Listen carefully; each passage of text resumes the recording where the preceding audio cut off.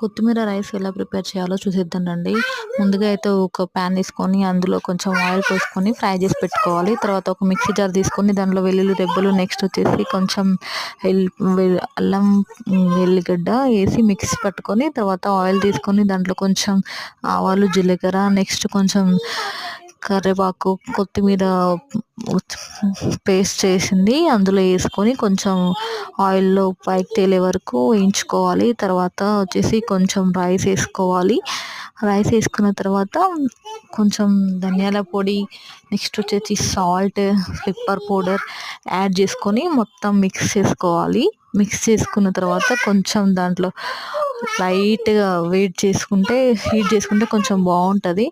చేసుకున్న తర్వాత చిన్నపిల్లలకైనా పెద్దవాళ్ళైనా ఎవరైనా తినొచ్చు. ఇదైతే మా చిన్నోడికి అయితే ఇదే ప్రిపేర్ చేసి పెట్టాను. చూడండి ఎంత క్యూట్గా తినేస్తాడో. వీడియో నచ్చితే లైక్ చేయండి, సబ్స్క్రైబ్ చేసుకోండి.